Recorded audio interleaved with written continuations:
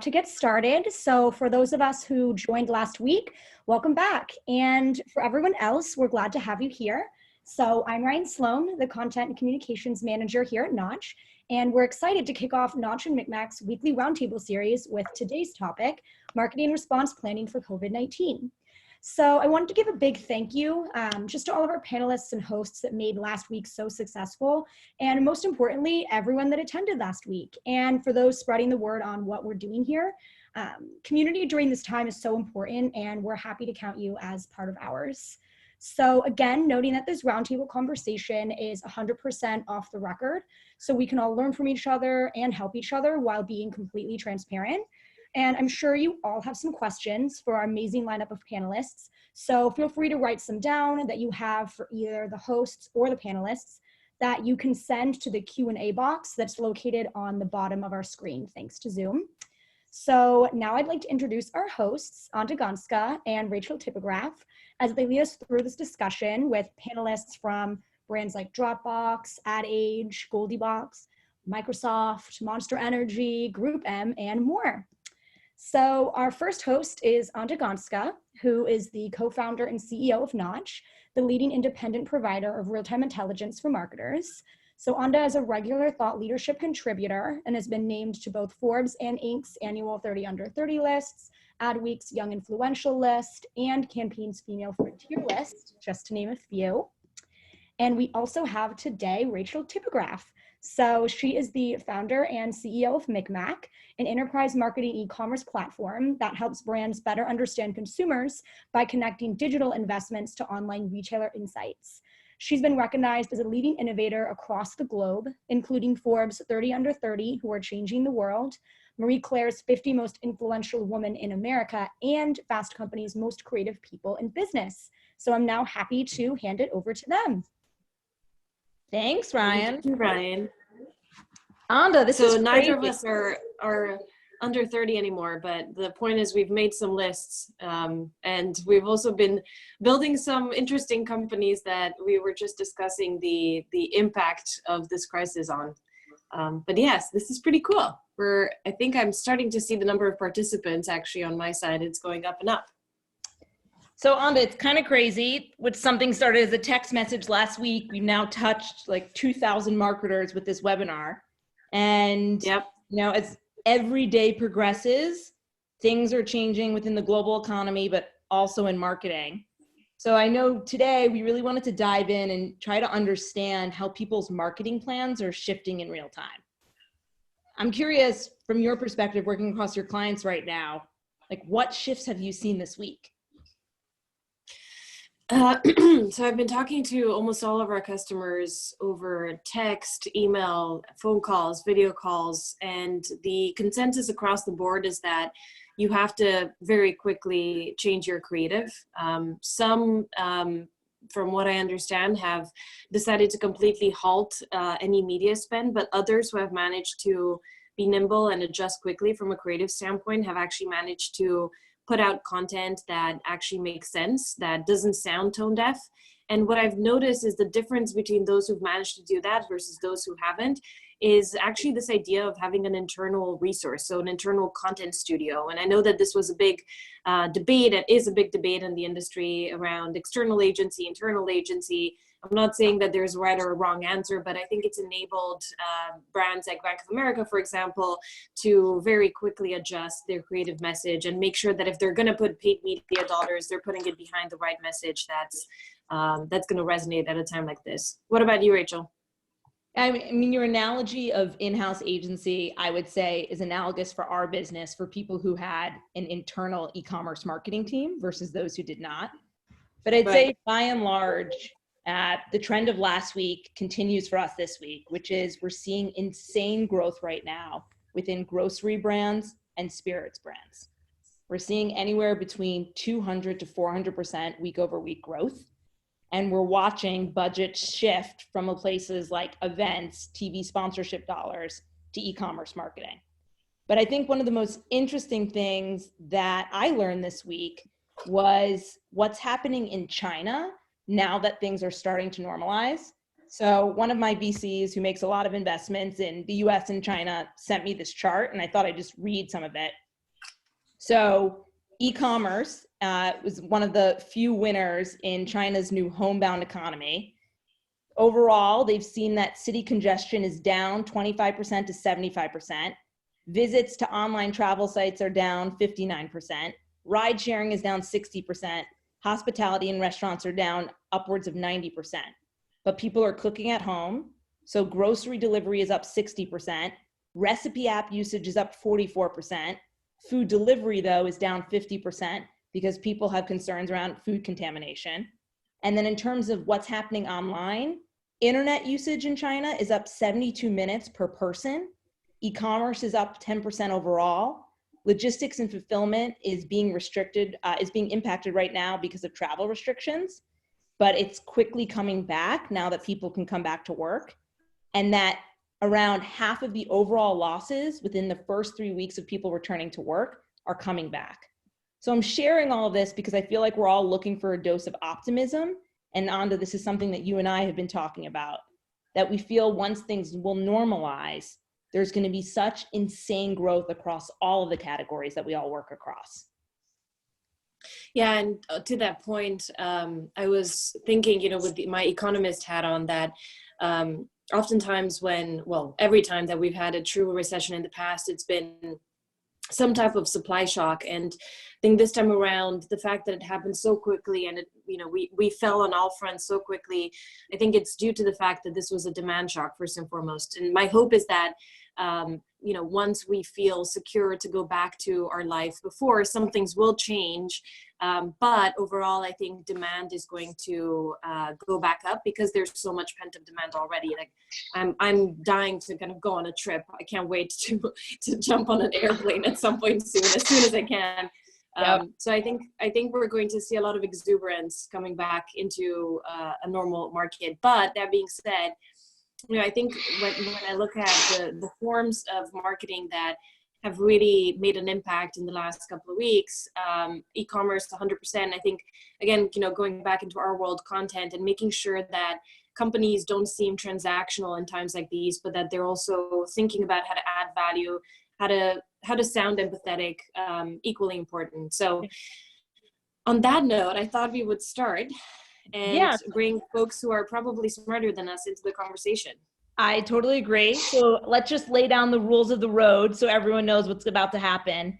We have around 20 incredible marketing leaders. We're going to pick their brains on how they're navigating COVID-19.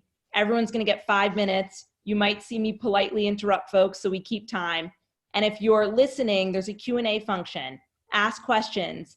At every 30-minute marker, we're going to take questions from the group. And thank you all for coming. So Anda, why don't you kick it off? Okay, so we're going to start with the famous, infamous, and incredible Rob Norman. Hi, Rob. Welcome. Can you hear us? Hello, Anda. I can. So Rob is one of those incredible thought leaders in our industry who everyone, from what I've been able to tell, has a lot of respect for.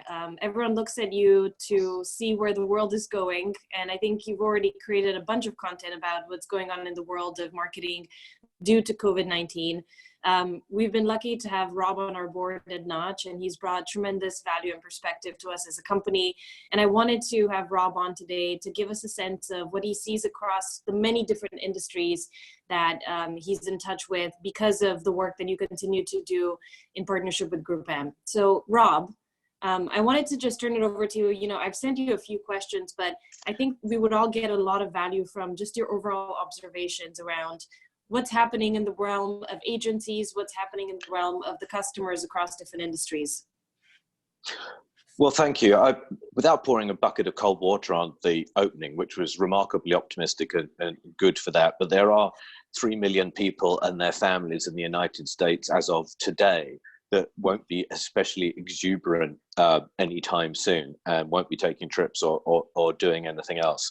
When we had an increase in the previous record for new filings for unemployment was 650,000 and went to over 3 million today. So there's a lot of work to do. Everyone has their own personal landmarks about what being shut down means. today is the opening day of the baseball season, or it should have been the opening day of the baseball season. And for some of the people that know me, they'll know how much personally I feel the lack of one of our great rituals every year. And the other thing I would say on a personal note is that, having heard of all the lists that you and Rachel have got on, as of Monday, I qualify for the new 60 over 60 list. Which I'm hoping happy birthday. Thank you. Which I'm hoping to get on next time. We'll make that happen for you, Rob. Thank you. I appreciate that very much. I mean, it's going to be lonely, but I'm going to be there. So to actually sort of cover some of your questions, and you posed to me, you talked about sort of reallocation of dollars. So let's think about it first from a kind of broad media macros. What we're seeing, and that's thanks to my colleagues at GroupM for this, and I've tried to summarize this, not precisely, but to give you a flavor, that total big screen video viewing is up about 20% since the lockdown began to sort of take effect. Within that, total sports viewing, unsurprisingly, is down 50% and will be heading to even lower numbers than that sooner rather than later. And total news viewing is up 100%. It's hard to imagine any circumstance that we could have predicted that would have put news up by 100% and sport down by half. So a lot of the reallocation that's been going on has been people effectively moving things out of sports properties because there are none into other available inventory, but not wanting especially to be in news coverage because there is, rightly or wrongly, a degree of toxicity about the relationship between advertisers and bad news. And it's a challenging time for all news outlets who are seeing tremendous audience delivery and creating amazing value for their audiences, but are not able to monetize that value effectively. So clearly, with major events like March Madness and Opening Day coming up, tons of brands have committed act. They are moving quite a lot of that money, mostly elsewhere in television, into the networks they worked before. And things like OTT video is showing even more rapid growth than we would have seen before. Now, what we don't know yet is what's going to happen to money that wasn't committed before all of this started, and when people start able to be much more discretionary with that money. Because when CFOs become part of the media planning and allocation team, odd things happen to media and marketing budgets. And whilst we all know, because history tells us, that those who spend through recessions and maintain presence with consumers and confidence of consumers tend to be the winners coming out, we haven't come across a situation in most of our lifetimes, or all of the lifetimes of the people on this call, where we've had a supply crunch and a demand crunch leading to an economic and a public health crisis all at once. We've never experienced that, and we've never experienced it so distributed across the world. So drawing any conclusions for what's going to happen next, I think, is very hard. So right now, you'd be better off being a capital light business than being a capital heavy business. You'd be better off right now having distribution of virtual goods and other goods through e-commerce channels than you would be through retail channels. You'll be pretty well off if you're still distributed through supermarket channels, pharmacies, and liquor stores, assuming that your supply chain is still in some state. And we are seeing advertisers leaning into the channels where they're most available and the regions where they remain most available. And many of them in their marketing communications, whether it's advertising, which takes slightly longer to pivot because you have to put new things in the can to get out to market, but definitely in the content they're creating, are all trying to answer one question. And the question is, how can we help? And what are we doing to help all of our stakeholders and our customer groups? And you'll see more and more and more content pivoting to a helpful thing. Can we get things to you quicker? Can we delay a payment? Can we give you more reassurance? And that seems to me what the dominant theme is. You asked me lastly in my three questions, and I think I'm getting close to time, about what was going to happen to the industry post-COVID-19. The industry, as Rachel Tipograph said many years ago, not that many years ago, advertising people are like cockroaches. You can tread on us, we appear to be dead, yet remarkably we resurrect ourselves and appear in the next season just as we did in the season before. And always there are adjustments and configuration. So people who are smart on the client side, obviously, but on the agency side too, will be using a forced situation like the one that we're in to become more efficient and more effective, to be more streamlined, to see what behaviors they've had to adopt at this time are behaviors that become core and positive values to them in the months and years going forward. I don't think it's going to change enormously some of those things about in-housing or out-housing. I don't think it's going to be a structural shift away from advertising towards other forms of marketing. I think events will slowly make their comeback.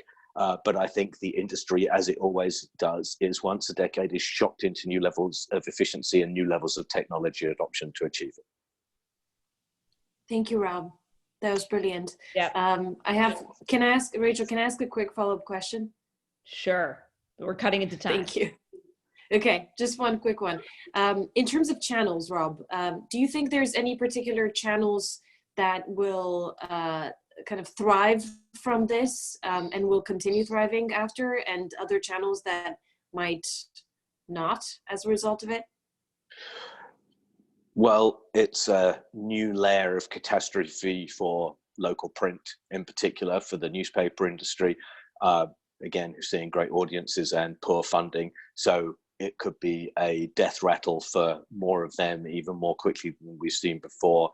I think that it's been a tremendous opportunity for people to resample the offering of both television networks and the OTT market. And clearly, we've seen massive usage on all of the digital platforms, as we would expect. But I don't see a big macro effect. I mean, there's other outliers. Our data tells us that video game playing has gone up by 47%, but a lot of the numbers that we're seeing in terms of increased usage are simply about increased availability of the audience, because the audience is just much more available than it was before. So there's lots of kind of outlying data that I wouldn't project from right now. Thank you so much, Rob. Pleasure. Yeah, that was awesome. Well, and it's such a great segue into Marla, who is the CEO of the 4As, former CEO of MEC Global. So a great person to continue the conversation from an agency perspective. Hi, Marla. Hi, how are you? Doing great. So I'm curious, because I actually haven't spoken to you about this yet. How are agencies responding to COVID-19 right now? So this is the moment I would say agencies really thrive in, and that's helping clients, helping brands figure out business problems, figure out their most urgent challenges. And this is a challenge that no one has ever seen before. And whether you're a media agency, PR, creative, every agency is there to partner with those brands, to work with them, to figure out what is the new way to market in this environment. What do they need to do to react, to think differently about it? No one knows how long this is going on for. People are looking to Asia to try and track the trajectory, but trying to leverage that information and understand the impact that this is having. And you talked earlier about certain categories that are thriving. There are many that are not, and there are many businesses that are really challenged right now. And so agencies are stepping in to help any way they can, whether that's changing out the messaging, which is critical right now. And I have to say, I think creativity might start to really flourish amidst this chaos, because there are a lot of constraints in place. You can't have any live action shoots going on.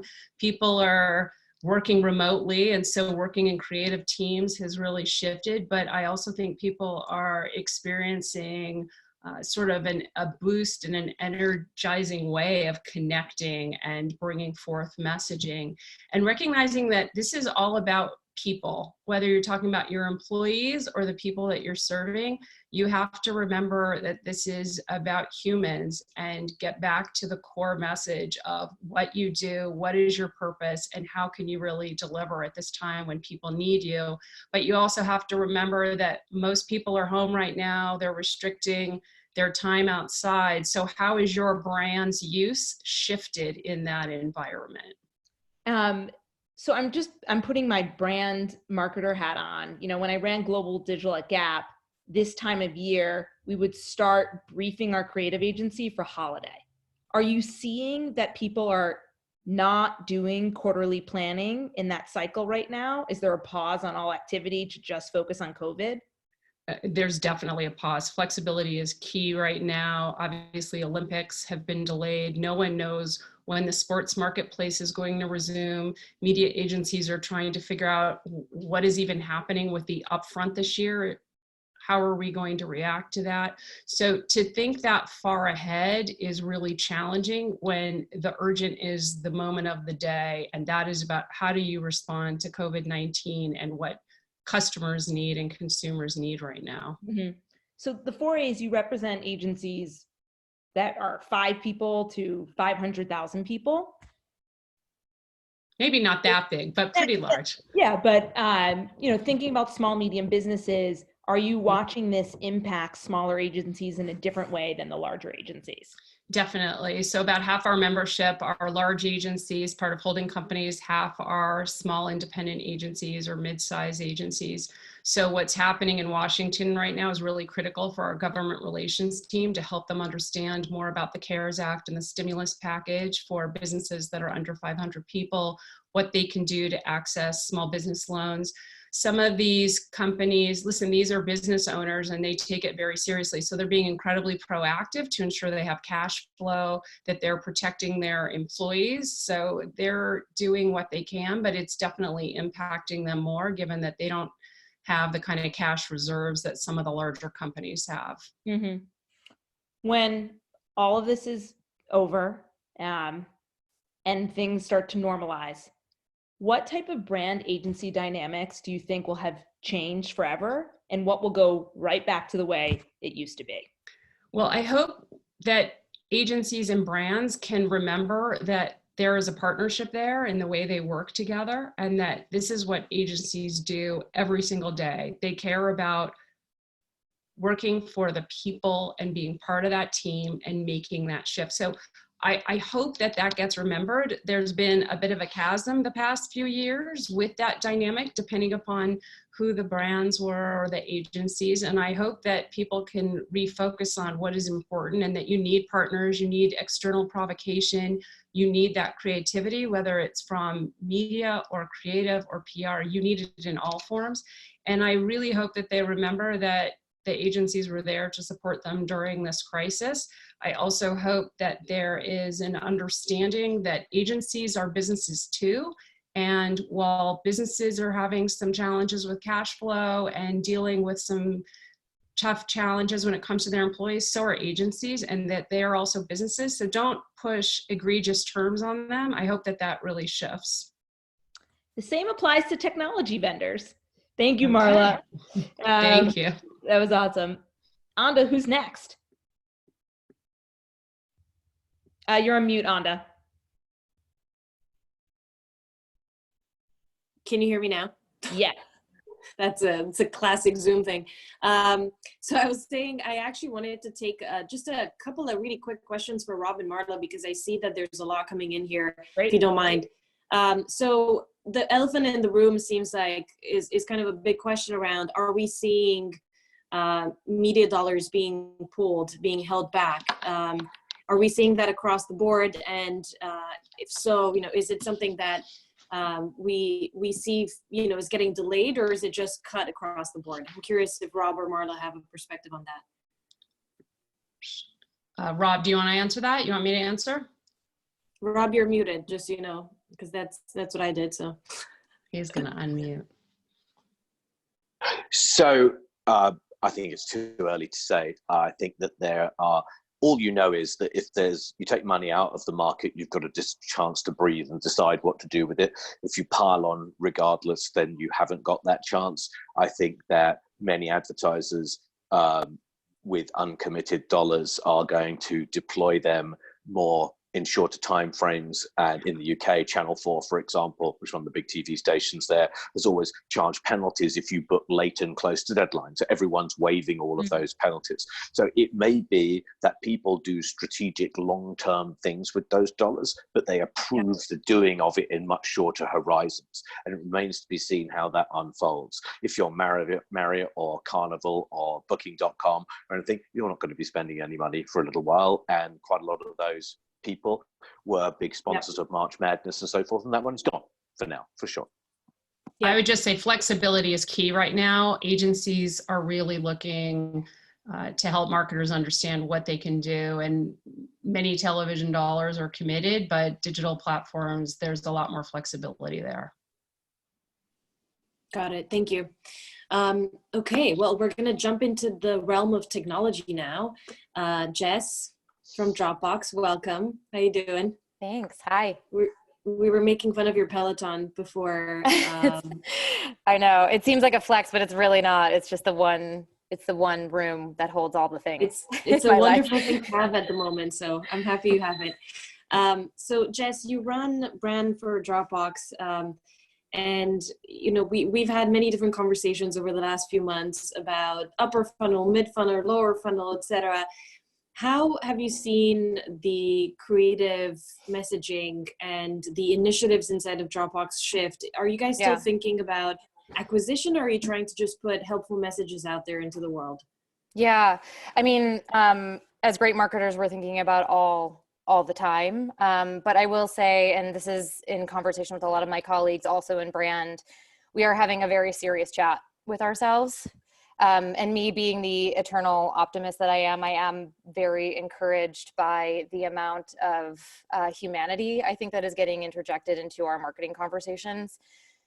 For Dropbox, I will say, and this isn't just because I drink the Kool-Aid and work there, but this is something that has been germane to our DNA from our existence, which is simplifying a human experience. So for us, I think humanity has always been in our DNA. So the way that we focused is sort of this phased approach to what we would call rapid response. And the questions that a lot of brand marketers are asking themselves are sort of twofold. One, if we show up and we don't acknowledge this conversation, we seem completely tone deaf. And two, if we show up, how do we say something that feels different? How are we not in this sort of like sea of sameness and just sort of like feeling like we're piling on to what everyone else is saying? And this is especially true in sort of the sector that we compete in. So the things that we've been thinking about differently is, how do we actually align with like-minded partners and other companies that would probably be considered potentially a competitor? How do we create partnerships and sort of band together in moments like this? And then it's absolutely starting our conversations with building trust by our brand and the things that we want to offer our customers. I think Rob mentioned this, but you know, the lens at which we're placing all of our initiatives under is this helpful? This is not an opportunistic moment for us, even though it's difficult, you know, when we're having CFO conversations, it's difficult to not feel that way of, okay, we are a virtual and a digital company offering workplace solutions. But everyone is very much aligned all the way to the top down that, you know, everything that we need to do needs to be under that lens of, are we actually helping our customers right now? I know tech companies are extremely focused on demand generation, which already creates an interesting challenge for brand marketers inside of tech companies. Do you think a moment like this gives brand marketers a chance to shine and really show the power of brand? Or is the world even more acquisition focused because, you know, the CFO has a stronger voice during a time like this? I think the former. I think this is a time for a brand to shine. And that sort of alludes back to what I had mentioned of a lot of my colleagues in brand having serious chats with ourselves. I personally think, and sort of documentation that I continue to go back to is the Edelman Trust Barometer. I think that this is sort of the catalyst of what consumers have expected from brands for a long time. I think that just beliefs-based buying and a shift towards consumerism is something that is definitely prevalent. And I do think that from a brand perspective, this is an unfortunate catalyst, but a way that we should have been thinking about how we take brand to market and how we behave in the world on a day-to-day, irregardless of this current cultural crisis. Thank you, Jess. Appreciate that. Of course.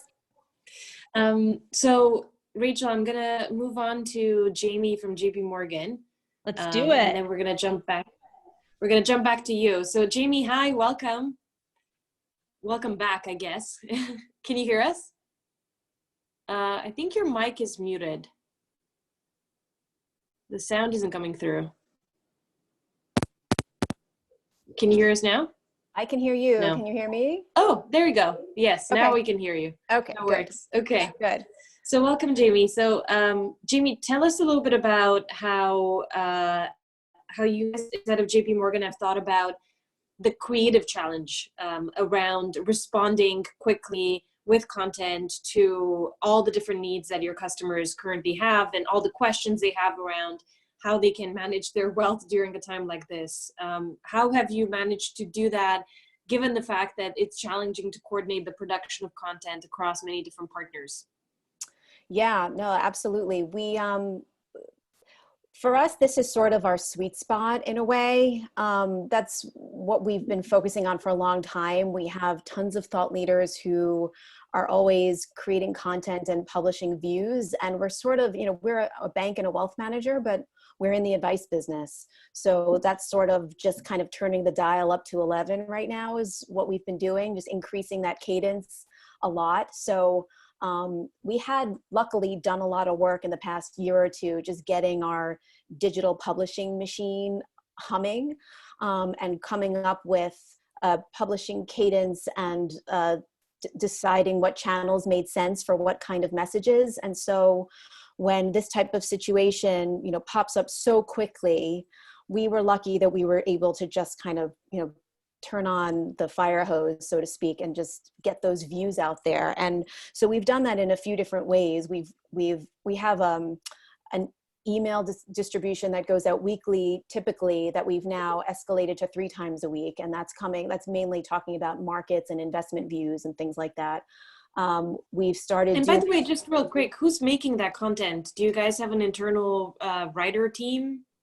It's kind of it's a combination. Yeah, we have a couple of internal teams like sitting within our creative services team, which is interesting, but they're not actually the ones who are writing most of this content at this point. Like it's subject matter experts who are sitting either in the investment strategy teams or the business advisory or economists or our chief economist who's really been compiling and publishing some incredible research just due to the access to data and government agencies and hospitals and experts around the world that they have. And so it's been, everybody's just kind of been losing sleep around the clock, putting all of these types of things out there. But to your point, they may be writing it, but then there's digital production teams who are kind of catching it and doing all of the, things that need to be done in like whether it's a CMS or, digital channels to get it out to market. And of course, tracking it using our Knotch measurement tools, which is very important. And even in the early days, we've been able to deliver some feedback, which is really helpful in a time like this to understand what's resonating and working. In addition to like things going out on the web and email, we really ramped up webcasts and calls with our clients. So that's something we would do typically like ad hoc or occasionally. And now we're doing it like minimum twice a week, sometimes more often. And they've been like off the charts best attended that we've ever had. So we had something like 25,000 clients dialing into a webcast that we oh my God, gave wow. 1 day's notice to on Wednesday, talking about how many customers do you have overall?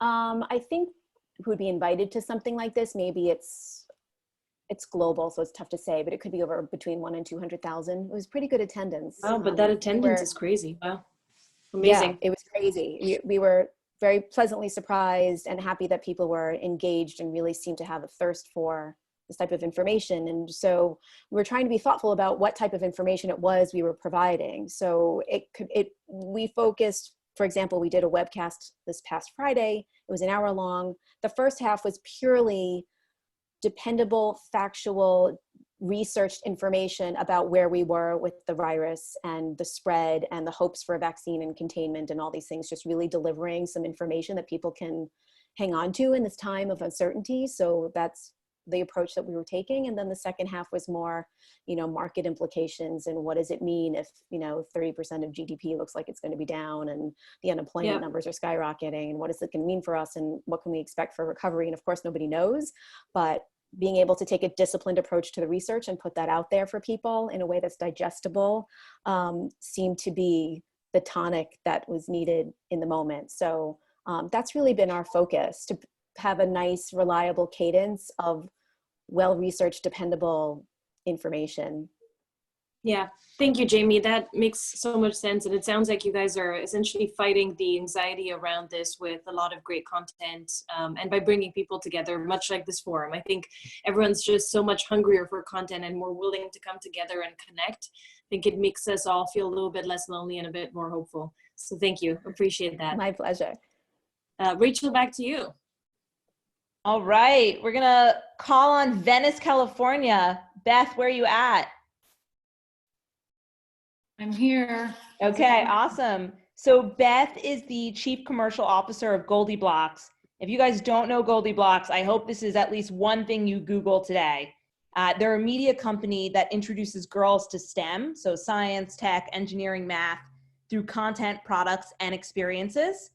So if your girls are home right now and you want them to learn how to code, this is the perfect time to deal with GoldieBlox. Thanks for joining, Beth. Yeah, great to be here. Thanks for having me. Of course. So, you know, your business is so diverse in terms of how you monetize your media property. I'm curious, how have your marketing plans evolved during coronavirus? Well, similar to what a lot of people are talking about here, number one is we're all about being a solution. So there's over 500 million families at home now, those of us who are all sitting here in our rooms while our kids are on a Zoom or doing some homework in the background, reaching out any minute. We're really here to help families figure out how to keep their kids entertained and also learn simultaneously. So from a marketing perspective, we have also increased our communication. We have a very robust newsletter of over 100,000 people. And so now what we've been doing is reaching out almost daily to let families know, in fact, today, how to make watermelon soap, because isn't watermelon soap way more fun than plain white soap? And in addition, why does soap work?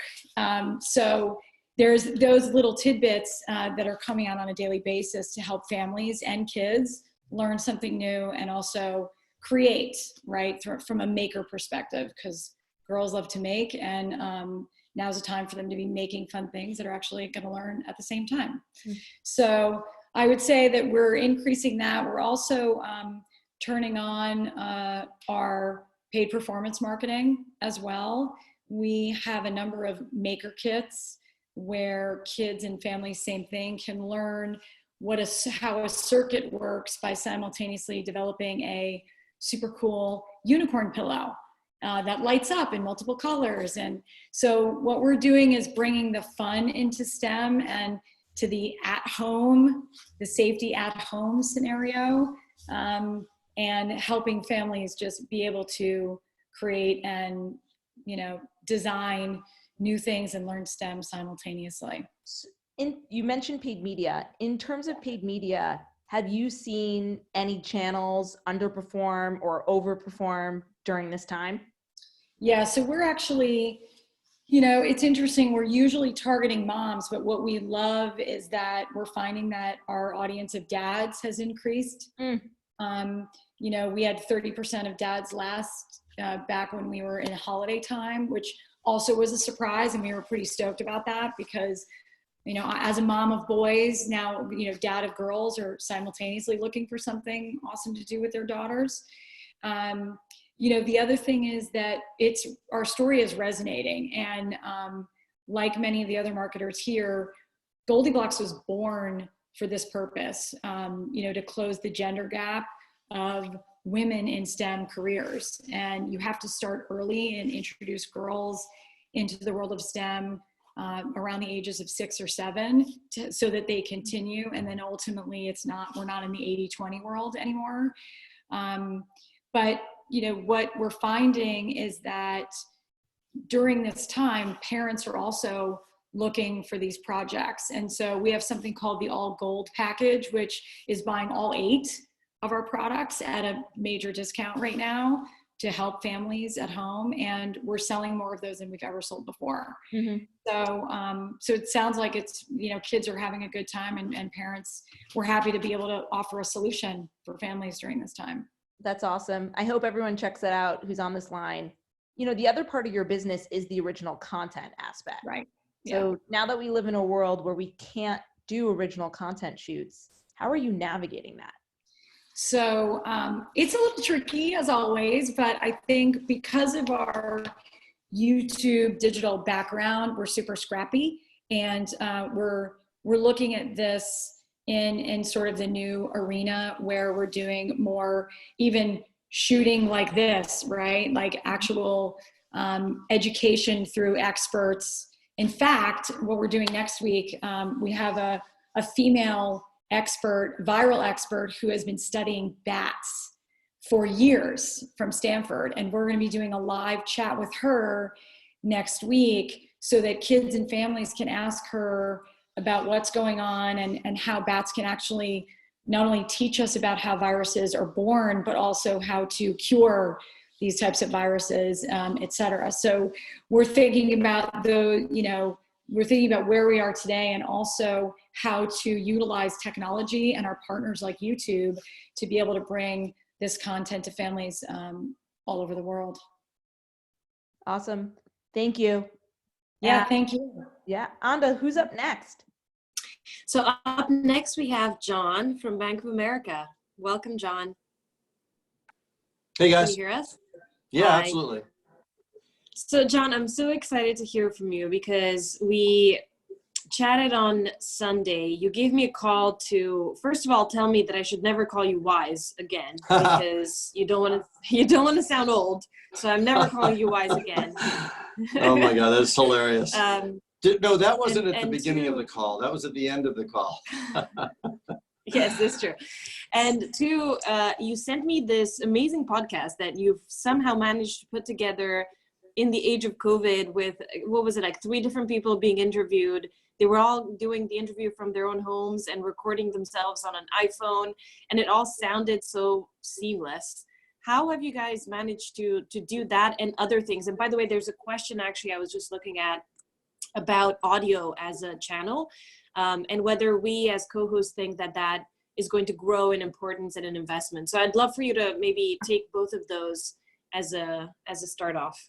Yeah, sure. I mean, I think we've been pretty, we're looking at innovative ways of making things clearer for people. I mean, there's a lot of audio casts that are coming out of the bank on a daily basis where people are hearing phone calls and researchers. And so what we want to do is make sure that everything we're doing is accessible to the layperson. A lot of this stuff is complex. And when you look at, search terms, the search terms are very simple and very clear. People are looking for some answers. I mean, for that particular piece, we asked people to take their iPhone and hold one iPhone a foot away from them and record the conversation, and then use another phone for the conversation that they were having for the podcast. Then we asked them to send us the audio recording directly, whether Dropbox or Intralinks, so that we could get the audio file. And then we edited the audio. The team took all of their editing tools home and threw the music on and did some quick packaging and threw that out on iTunes. So that was one way. How quickly did you turn that around, John? Well, we taped it last Thursday, and we were ready on Monday to put it out there. We weren't working all weekend on it, but a little bit of work over the weekend. I think for video too, and we're seeing that YouTube searches are up, and YouTube demand is up, and so there's been a lot of how-to requests. And for video, we're just accepting the fact that people are you can't watch a program where the anchor or a reporter isn't recording out of their home. So if you use Zoom or if you use FaceTime recordings, we're okay. We're coaching people before the video. We're trying to get the best quality that we can, but people are receptive to this. And I think we should try not to be perfect so we can get some video out there and answer people's questions. One of the top questions today was, will I be getting a stimulus check? What should I do with the stimulus check? So having an Ask Meryl video out there for our Meryl clients, or for the Better Money Habits, the consumers who are very interested in that information, getting them that video from someone that they can trust. It's not as hard if you're willing to kind of be innovative with your delivery. John, you're a thought leader in the content space. You've been such an inspiration to, I think, a massive community of content leaders. Tell us, what do you think it happens with content, or rather, how has your job and the importance of your job and your craft evolved from before COVID? Tell us about during COVID and after COVID. Yeah, I mean, like, this whole situation we're in is just so hard for so many people, and so many people are going through so many things, and we all know people. I have people on my team who are not well, and so I mean, the most important thing is that it's been hard for everyone, and I think we all understand that empathy is how you connect with people, and even in our content programming. And I also think that, you know, the idea that messaging and certainly product messaging is going to have to move aside for fact-based answers for people. I think that's very important. And so my team has really rallied around the opportunity to deliver those answers and those insights. So we're not just inspired, we feel really proud as a team to be able to deliver that content. And I think, like, if you think about after this, I think, you know, Lou always talks about the reappraisal. And I think that, you know, the value in what teams like mine have delivered for companies has always been realized. But I don't think at this level. And I think for the first time, as people are rethinking their messaging or pulling back campaigns, but still investing in media, what do they want out there as the answer for people, or the insight, or the education, or the pat on the back? And maybe that pat on the back is also fact-based. So I do think that there's going to be a greater role. The other thing that I think is going to change is the incredible integration that has to happen to get things out quickly. I mean, there's really marketing and comms coming together the way they are, having the right messaging in place. You still need that North Star so that your content efforts, whatever your audience, are on target. And I think that the way people have moved in an integrated way and at speed has been pretty impressive.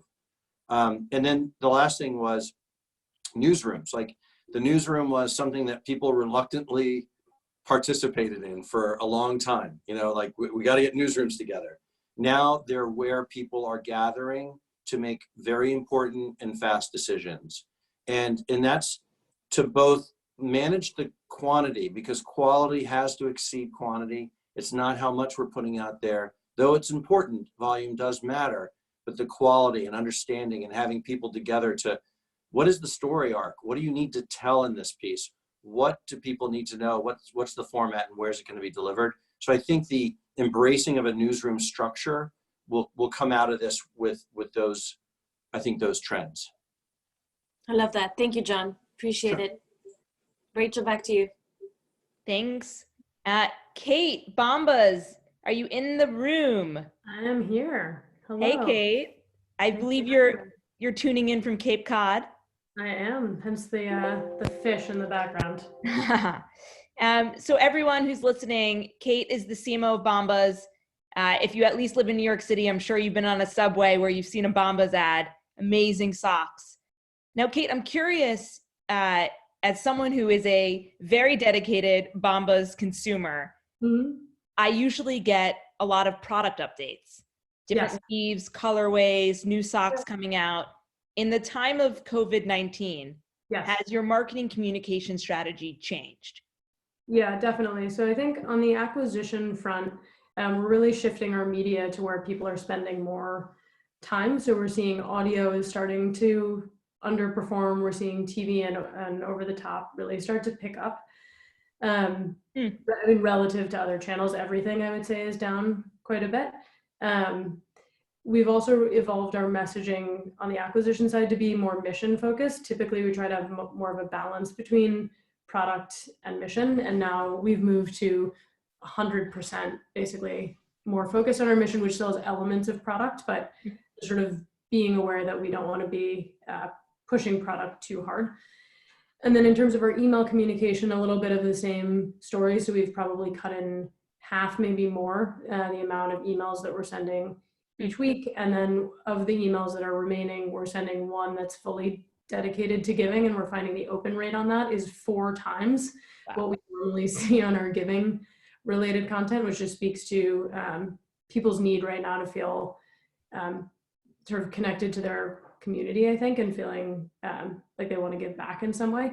And then the messaging that's a little more product focused also, we're imbuing more of a mission element than we would normally do. We typically keep them much more separate, and now we're sort of weaving them together a little bit more than usual.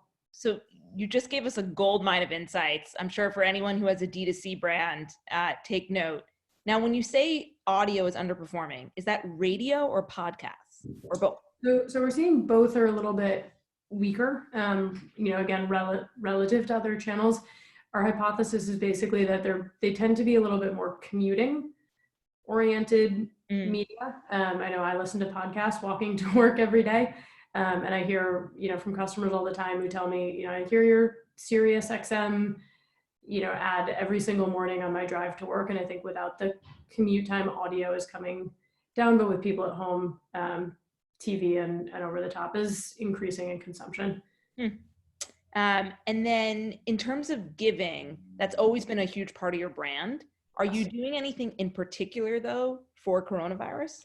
Yeah, we're doing a bunch. So with one of our partners, we actually advocated pretty aggressively with one of the city agencies, DHS, to allow us to still be able to distribute aid to the homeless population in this environment. So we're distributing about 25,000 socks within New York on top of what we normally do. We also worked with a number of different partner organizations to help them redistribute supplies that they had. So hand sanitizer, masks, etc. Trying to get those to the right places. We got Brooklyn in to donate 400 pairs of sheets to the Bowery Mission, because they're now changing over their cleaning way more frequently than they normally would. So we're pretty active with the community at the moment. Like all of us, I would say our giving partners are really adjusting to the new reality as well. And so actually many of them, which is amazing to hear, have been actually inundated with requests for volunteer, like people are volunteering more actually than the shelters have capacity to take on. And I think they're still trying to understand a little bit better what their near-term needs are. So yeah, we're in pretty constant communication with our giving partners at this time and doing a lot to support them as best we can. Got it. Since Bombas is a name that often represents all direct-to-consumer brands, at least in the eyes of the media, you guys have been heralded for your insane revenue growth. Have you reforecasted your business because of coronavirus? Yeah, so yes and no. I would say, we're 2 weeks into this, essentially. We're not in a place where we're willing to say the last 2 weeks are representative of the whole year and to say, like, this is our new revenue target for the year. I would say the executive team is in the process of doing a bunch of downside planning. It's just a prudent thing to do, but at this point, we're really more in trying to preserve our agility. We're lucky in that we're a profitable business and have been really since day one. And so I'm really grateful to have that foundation in the business. And I think that focus on profitability is something that will serve us well in a time that's more uncertain. Got it. Well, thanks, Kate. I really appreciate all these insights. I'm sure everyone else did too. Sure thing. Thanks so much for having me. Of course. Anda, who is up? So Josh Golden from AdAge, switching gears a little bit, putting our media brand cap on. Josh, welcome. Thank you, Anda. Looking so lovely in that sunlight, I must say. Oh, thank you. It's the yellow. So I wanted to hear from you from kind of a couple of angles here. One is, how are you guys thinking about the AdAge brand during a time like this and the role it can play? And then separately, how are you seeing brands think of AdAge as a partner during a time like this as well? Yeah. So, you know, I have the benefit of being now with the brand for just shy of 4 years now. And I will tell you that Heidi Waldesky, who is my associate publisher, reminded me, she's like, you know, Josh, AdAge was founded, you know, 2 weeks after the market crashed in the 30s. So, you know, AdAge sort of seen it, you know, in the bad times and the good times. And so AdAge has to sort of endlessly be there in reference and in support of the brands during the best and the worst times, and be there and ever present. And I do believe, going back to a comment from Jess earlier, I really believe that there's this great Igor Stravinsky quote that I've been using a lot recently. And he's a conductor from the 20th century, so you know, you may or may not know him. But the point was, he said this great thing, which was, within the greatest limitations comes the most creativity. So if our box was originally TV and print and outdoor and all these different wonderful things we can do as brands, now all the brands are asked to figure out, well, what would you do inside of this box?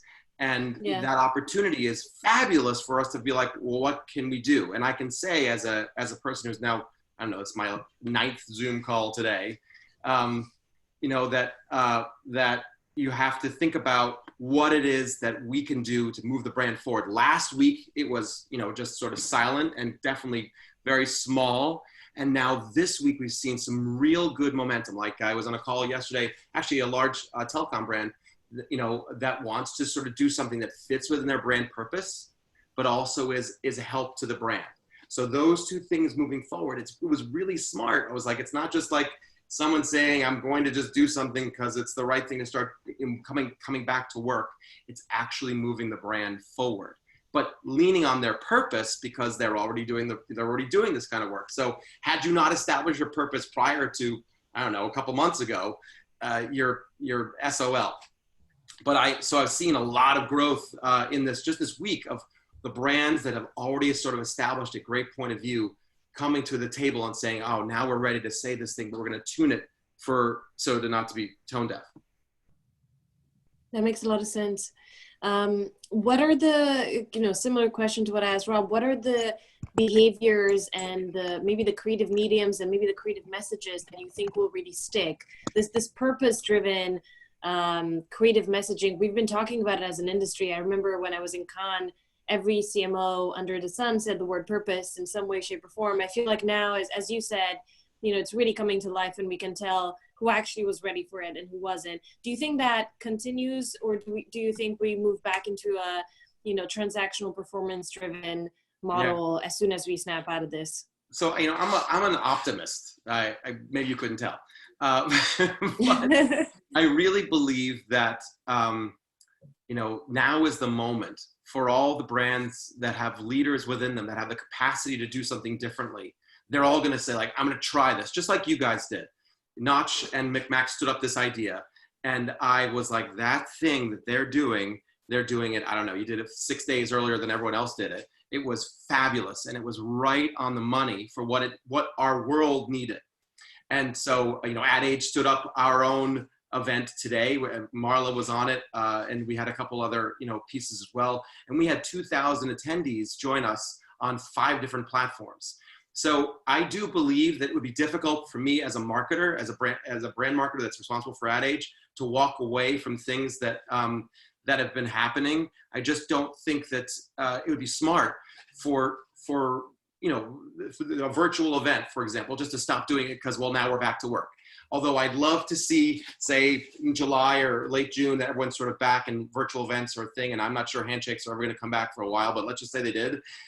You know, it's going to be a while for that to come back. But I do believe that maybe 10 or 15% of what has been invented in this, you know, in this time frame will then carry in and carry forward. I'd like to see AdAge do, you know, virtual events like this, because it's logical and it fits with our brand, and we're already doing it anyway. We just never felt the need to do it because there was always this interest of that human interaction. But, you know, if you can have it like this and it still feels like humans learning and interacting, it's 3/4 of the way. It's like a difference between like a letter and a phone call, or a phone call and a FaceTime.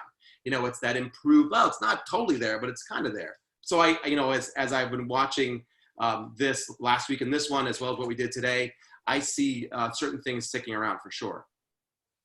Thank you, Josh. And Rachel and I are open for bids if you'd like for us to host this on the AdAge platform. So let us know. Oh, I see. Okay, that's a wonderful offer, both of you. Thank you. You can live stream us to AdAge's Twitch.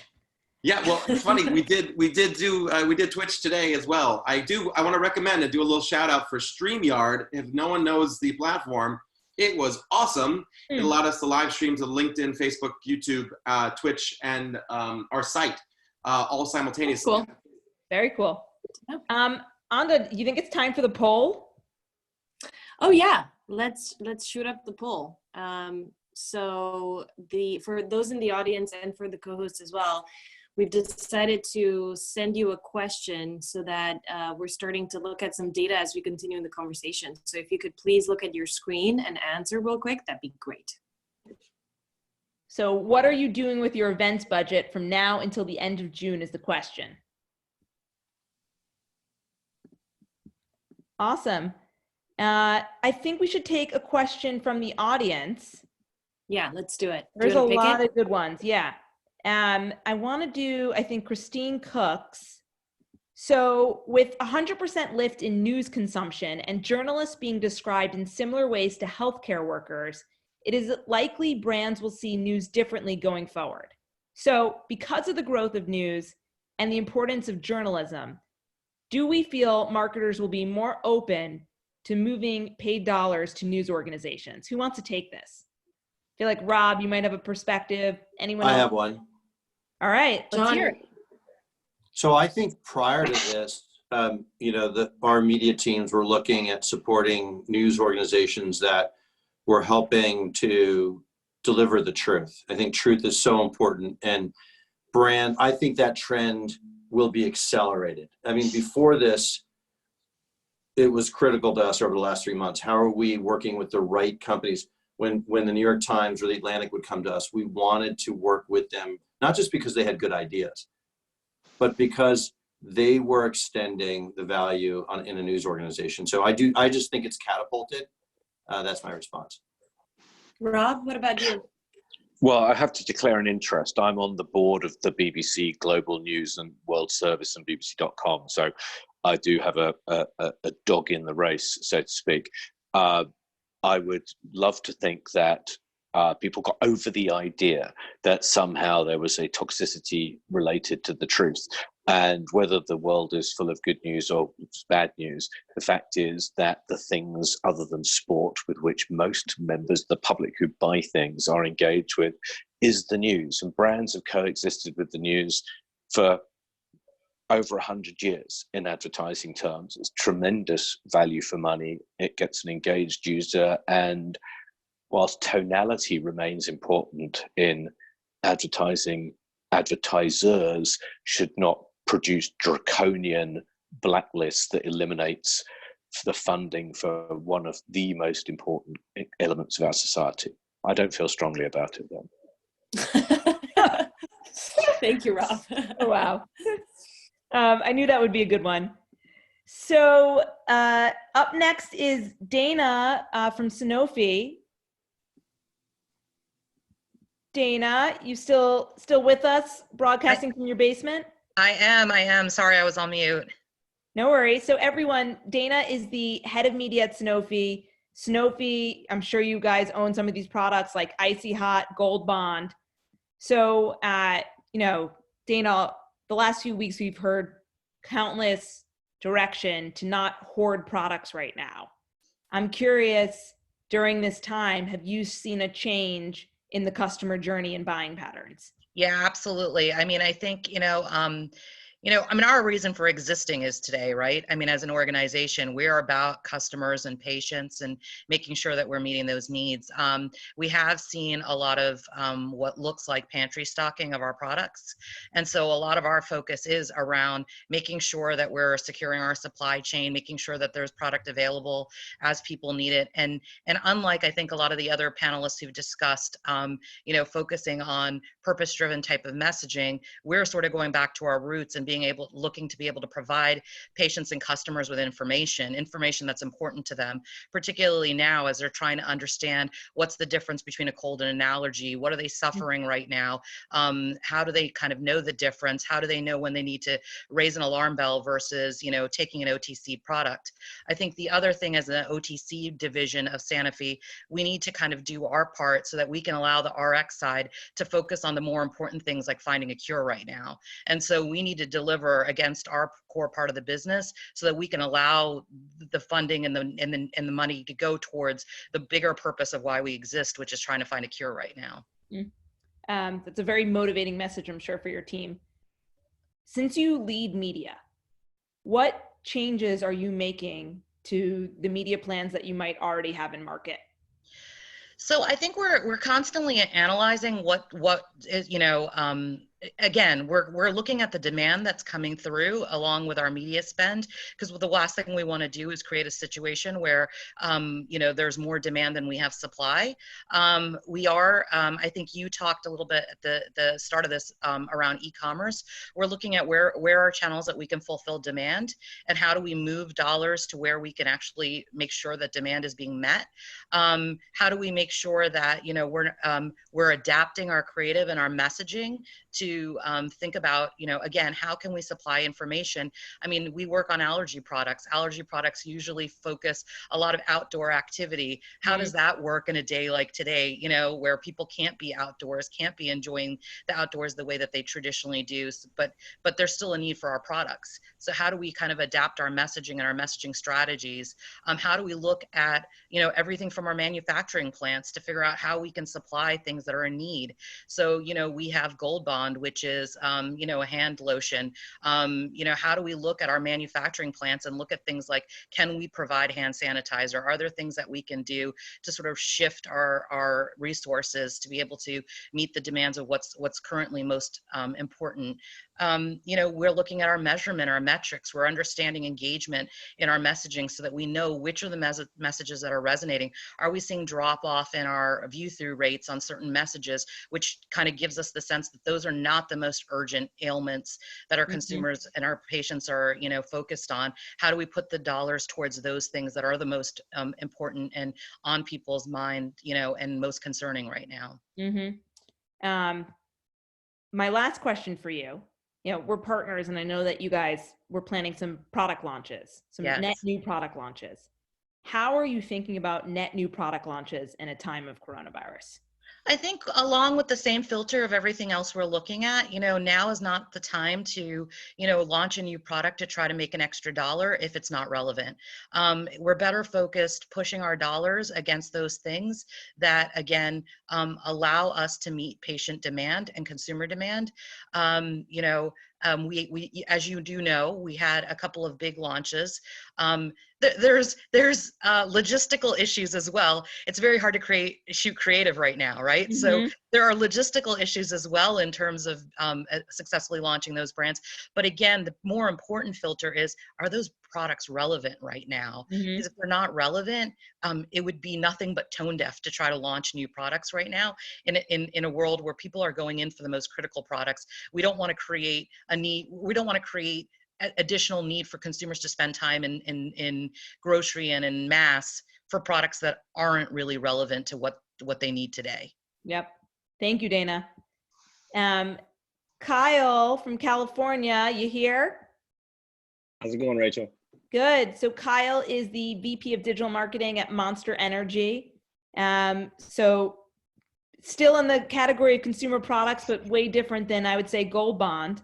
So, So Kyle, I'm curious, how are your marketing plans evolving right now, given the backdrop of everything that's happening? Yeah, it's really interesting. I like, I'm losing track of everybody who's talking. There's been some really great insights here, but somebody talking about the sandbox, right? And, now with a constricted sandbox, you have to get more creative. Monster historically has driven all its marketing off experiential, event-based grassroots marketing. None of that's happening right now. So for us, it has almost forced us to do the things that my team and I have been advocating, which is we need to be investing in promoting the right experiences more forcefully in the digital space. We need to be expanding the scope of how we promote our product portfolio in the digital space, and particularly e-commerce, which we're obviously working with you guys at MikMak on. So in a weird way, this situation has kind of forced everybody to sort of narrow focus on how we do that, because we don't have any other choice right now. We don't have Supercross, that whole circuit got canceled. Our NASCAR sponsorship, none of those races are happening. And then there's a lifestyle angle to this, which is the company's been predominantly heavy in action sports. We are actually OG to gaming. We're one of the few non-endemic brands in the gaming and esports space that has the reputation of an endemic brand, but we haven't invested in it the right way. And I'm on emails even as everybody's talking where Kurt Busch and Ricky Stenhouse are going to participate in NASCAR iRacing on the weekend. And now all of a sudden you've got the NASCAR team hitting my team up because gaming and esports rolls into digital, saying, what do we do? How do we take advantage of this? How do we get on Twitch? How do we, harness the power of that community for these people who have zero idea what they're doing? We've been setting up rigs for esports streaming with some of the drivers because they have no idea. So I've got our gaming team on the phone saying, here, we'll walk you through how to set your computer up, your monitor up, everything to be, ready to rock and roll. So it's interesting in the sense, like, you obviously don't like for these things to happen on a human level. They're terrible in many respects. But I would say from my team's vantage point, it's helped us in the sense that we have a clear focus now that we can kind of rally everybody around to say, we need to be doing things fewer, bigger, and better, and investing more in the digital space that way versus trying to just cover the event landscape with monster logos. So you talked about, shift to e-com. Dana before was talking about demand, inventory management. How are you thinking about that right now, retailer specific media programs, and marrying that to what inventory and demand is available? Yeah, we're trying to do a couple things. And a few people have touched on this, whether it's going back to your roots or thinking new and different ways of talking to consumers. But I do think your role and the context always matters. There's that saying, if context is king, content is king, context is God. I really do think context matters now. So at Monster, we've done a lot of soul searching on, the companies here that are talking about social good and some of those angles. We're doing that. We're doing it behind the scenes, right? We're supporting the military. We're supporting frontline healthcare workers with, cases of Monster Energy if they need a boost because they're working 18-hour, 24-hour, 48-hour shifts. But we're not out there trying to be the brand that's going to hug the world because it's just not a part of our core and who we are. And it would come across as inauthentic if all of a sudden Monster was this brand who's trying to be a cuddly teddy bear who's, helping everybody feel a bit better about themselves. What we can do though is we can provide levity to people because we have a ton of entertaining content in different walks of life that people would love to watch and kill time and break away from the news for. And we have a lot of products that quite literally, if you need a boost because you have 3 toddlers running around, or you're trying to meal prep for the week, or you need to work until midnight because you've been taking care of your kids halfway through the day, guess what? We have all kinds of stuff for you. We have a coffee with an energy blend in it. We have 0 sugar energy drinks that have different flavors. Like, we can kind of help you get the boost you need. So we're trying to think of it from those 2 angles. And on the product angle, we're working sort of retailer by retailer, right? As the shift's happening to e-commerce, we're seeing that trend as well. Most of our business is still C-store, and a lot of them are still open for business, but the foot traffic's down, obviously. C-store as in, for folks who don't know. Convenience store, sorry. Yeah, like convenience retail. So 7-Eleven, Circle K, Speedway. Single can purchase is still predominantly how we're sold. E-com is exploding, Amazon in particular, but you got to get somebody over the hump to buy a case of Monster. I mean, that's just reality. But we are seeing growth there. So what we're trying to do is say, what's the low-hanging fruit? Going out and going after new consumers with a brand message right now can work. Going out with a product message is tough because you're trying to convince somebody to try a new product when they're really focused on essentials. So we've been kind of attacking it retailer by retailer and saying, who are our current customers? Who are people who have sent us a signal that they're interested? Maybe they visited a product detail page. Maybe they did an energy drink search. Let's go after those people, right? With the right kind of product to meet the need state they have. Let's make sure the message is contextually relevant. So if we're talking about our hydro product, which is a competitor to Gatorade, Smart Water, Vitamin Water, let's talk about, this is the hydration you can get with an energy boost for crunches you're doing on your couch instead of in the gym, right? Like things that can help people make a personal connection to the product in the same way they might have with a Gatorade or with a Smart Water. So that's our focus right now. And then we also have to play with the retailers because, you know, Target nixed media for everything that's deemed non-essential. So we can't even run on Target right now, whereas Amazon is open for business. Yep. Awesome. Thank you, Kyle. Really appreciate that. Yeah. Anda. Yes. Yes. So I think we're going to do some logistics out loud real quick. I know we have 2 people who have to jump by 5:30. Do you mind if we squeeze them in? No, sure. Go for it. Okay. So moving from non-alcoholic beverages to alcoholic beverages, Wayne, VP of e-commerce at Constellation Brands, which is also the owner of Corona Beer. Wayne, I'm sure it's been a really crazy week for you. Few weeks. It has been. So yeah, Constellation Brands, we have Corona, Modelo, Kim Crawford Wine, Maomi Pinot Noir, a whole host of beer, wine, and spirits brands. So as everyone is shelter in place, potentially spending more time with your family than you're used to, I'm sure beverage alcohol products are really helping with your mood management.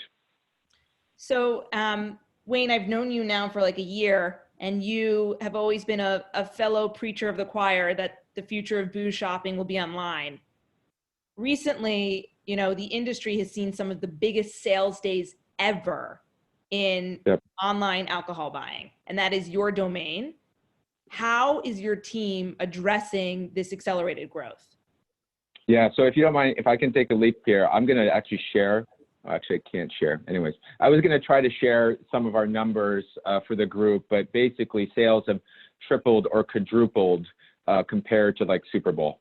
That's how much of a consumer shift that you're seeing. And actually what's interesting is a new consumer groups, not just people who have not embraced online grocery, but one of the fastest growing groups right now is the 60-year-old plus beverage alcohol consumer who is saying, hey, I still want products, but for health and safety reasons, I'm not going to go outside, and I want to try Instacart or try Drizzly or use Walmart or Kroger for those services. So, you know, what's going on right now, I think, is also exposing, kind of using an old Warren Buffett quote, and he was talking about debt and leverage, but, you know, only when the tide goes out, you discover who's been swimming naked, right? And you find out which teams have the e-commerce and digital capabilities to pivot to what's going on. And so we've been very fortunate to be able to redeploy some of our tactics similar to what Kyle was sharing. We are largely, a lot of our sponsorships around sports and music are canceled and postponed. And so right now it's juggling a little, how much do we want to just put to the bottom line? How much goes to some corporate social responsibility efforts? How much do we want to just hold on to? Because apparently everything's going to come back to normal in the fall, and every concert, every sporting event is all going to happen in the fall. So we want to make sure that we're positioned there, but then also leaning into these e-commerce opportunities, because, you know, relevancy and context is so important right now. And I use this expression with my team of pave the cow paths, right? For those who do design, you know, there's this idea that you can lay out your streets a certain way, but in the end, people are just going to walk the way they want, and use this kind of college quad type of example. People just walk wherever they want. So the idea is paving the cow paths. We need, as an industry, to do that right now, realizing how people are going to be shopping. And e-commerce, in many respects, is not one of many channels. It's the only channel to really be buying products. So, you know, there's a lot of dusting off of plans that maybe were not being activated in the past to set ourselves up for success right now. So beyond the shift to e-com, have there been any other drastic changes to your marketing plans? I think, you know, a lot of it is the strategy hasn't changed, right? I think for many of us in this group today, you know, the goal is still to build brands that consumers love, right? But the tactics are now different. And, you know, one of our channels that is really being impacted is the restaurants, what we call the on-premise channel, with all the challenges going on. So how do we make sure that we are supporting those channels and standing up, you know, the deliveries? Certainly some of the laws have changed to allow for beverage alcohol delivery or pickup for those restaurants. But a lot of these restaurants are now waking up to this idea that the pricing that they sold their products was not competitive, right? So a bottle of Kim Crawford Sauvignon Blanc that you can get at your local liquor store would go for $15. But when you buy it in store at a restaurant, you're probably paying $35 to $40. Well, all of a sudden, with people being at home, it's not just as simple as digitizing your assortment to get for delivery, because pricing and consumer need becomes really different. You know, the example I was giving one of our national account folks is, you know, when I'm in a restaurant, I might want a cocktail, but when I'm at home, I don't want you to deliver me a handle of vodka, right? So the consumer need is also going to be really different. So to your question around the marketing plan, we're shifting to the consumer need and building on all the other great quotes and insights from everyone. You know, a lot of creativity muscles are being flexed right now. Thank you, Wayne. I appreciate it. Those were some really amazing insights. Anda, who's next on your end?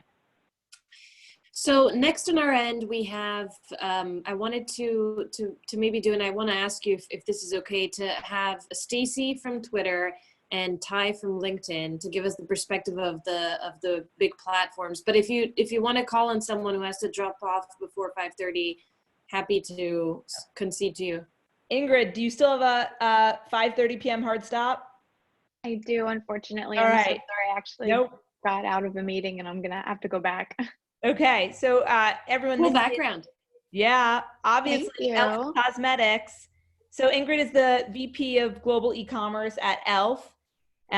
So Ingrid, I'm curious to hear perspective of beauty during this time when everyone's staying home. Have you seen a shift in the customer journey?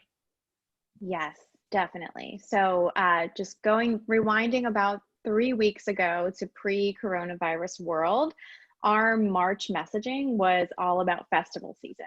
So Coachella, and it's all the impactful makeup looks that make you ready for those moments. So it's like glitter, eyeshadow, you know, really, really bold lips, and people are just not quite there. And so we've actually seen a shift definitely on our e-commerce sales and consumer behavior, and then also in Google Trends, and then there's larger industry trends towards skincare and self-care, right? Mm-hmm. So there's people that are for the first time playing with multi-step skincare, whereas before it would just be simple. They're also connecting skincare with health, self-care, right? So it's like, how do we, in this high anxiety time, adjust our personal habits to just make ourselves feel a little bit better? There's been a pretty steep decline in color cosmetics. In specific channels though, so for example, on Reddit, people are having a field day with I finally have the 45 minutes in the morning to do the eye look I've been meaning to try. So there's these really amazing artistry looking things that are happening, and people are pulsing into the eye looks and the palettes and the really high payoff products that they've never seen before. So we've actually seen a big splinter in general consumer behavior, but then these niche groups have been amped up more so than ever. Does this mean you're shifting paid spend to Reddit? We're shifting our channel strategy as well as our creative strategy. So we always have had a pretty robust skincare message communication strategy, but that was across many different channels. And then the same thing with color cosmetics. What we ended up doing was holding color cosmetics messaging and being very, very channel specific with it. So we're not actually entirely doubling down on Reddit, but we're just really fine tuning the messaging that we're doing in that specific channel. Got it. So last question for you. This uptick in skincare, that wasn't something you were planning for. So from a supply chain, demand, media spend, how are you managing all that? Yeah, very, very actively. So I've been on calls daily with both our paid media agency as well as our warehouse to try and understand. So as soon as we started seeing the trend towards skincare, I had my merchant pull how many weeks of demand do we already have in stock? And then, just taking a look at where other stock can potentially be pulled from. So for example, Ulta stores, those, they're not happening. They have seen a huge increase in their e-commerce, which we're very, very happy for, but we're reallocating inventory from the retail space into the e-commerce space based on the early insights and then understanding how much stock on hand we had. Got it. Well, thank you. I know you have to jump. Really appreciate all those insights too. So Anda, thank you. Should we bring back Twitter and LinkedIn? Yes. So just to give you guys, everyone who's tuning in, a preview of the end of the conversation, we're going to have Twitter, LinkedIn, Microsoft, and then I've asked Dina from Edelman to bring it all back for us and summarize the conversation a little, but also what they are seeing at Edelman across many different customers, because I think that's going to be a really fascinating perspective. So let's kick it off with Stacy. Are you here, Stacy? Yeah, there you are. Can you hear me? Yes. So Stacy, Okay. you're at Twitter. You guys are kind of the platform where so much of the conversation is happening. Similar question to you as we had for Josh. How are you thinking of this as a brand and as a company around kind of your mission at this moment in time? And then how are you seeing other companies use Twitter as a platform to spread their message at a time like this? Yep. First, I want to say thank you to you and Rachel for being agile marketers and putting this together so quickly last week and then creating the follow-up. It's been really insightful. And I look after a team that's focused on content creation for brands called Twitter Art House. And I want to talk about what brands are doing in light of COVID and how they're navigating the new normal. But I thought it would also be helpful to deep dive into some of the insights we're seeing around conversation and consumption, because that was something that popped in the Zoom chat last week. And less about the content to start, but just more about the conversation and what people are thinking and feeling. And so if you think about how people turn to Twitter every day to see what's happening in the world or to express their thoughts and feelings, things like news, politics, sports, and entertainment pop on the platform every day. But we wanted to look at the conversations that were actually growing in volume and velocity week over week as COVID started to kind of take over the conversation.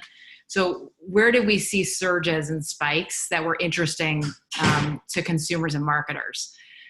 So starting with, I'm going to just run down these really quickly, but we saw a 700x growth in tweets about education. So as parents start to become at-home teachers and shift from taking care of the family to actually educating their kids, we're seeing a lot of conversation about that. Obviously travel, and within travel, you've got the conversations around the theme park closings, the cruise ship contaminations, but also people feeling this pent up desire to travel and explore. Even if they didn't have a vacation plan for the next few months, now they want to get out of their house and go somewhere. So we're seeing conversation about that.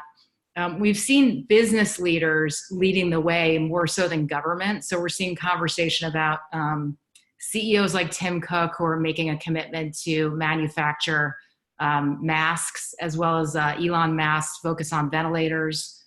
Bill and Melinda Gates made a donation to fund pharmaceutical testing and research to try to find a cure. And we're also seeing, Rachel, you'll love this, we're seeing a pop in retail, 17x increase in conversation around things like panic buying, product shortages, delivery windows and delivery slots for groceries. People start to convert that behavior online. We've seen an increase in dating as people are trying to figure out how the hell do you date in this new world and the virtual reality.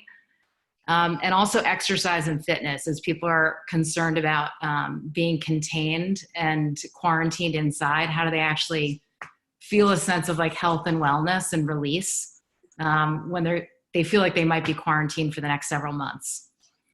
So those were some of the conversation increases that we saw. And then within that, we also looked at sentiment. And we had this hypothesis we were going to see more anxiety, fear, frustration than we would see hope and optimism. And we saw that optimistic conversation outpaced negativity, which we were very surprised by. There was a lot of conversation about gratitude, caring for family and friends, having Zoom conversations with social networks, actually getting closer to people, even though they're further apart physically. And then when we looked at positive sentiment, we also see pets. At first, people were trying to understand if pets could actually contract coronavirus. And then it shifted to appreciation that people are spending more time with their pets as they're working from home. And that's also like just a source of therapy. And then obviously like music, movies, gaming, streaming has become an escape and also a lifesaver for a lot of people. So I'm not sure if you guys saw, but Beyonce stan tweeted that we should all get together and watch Homecoming, and she put home in all caps.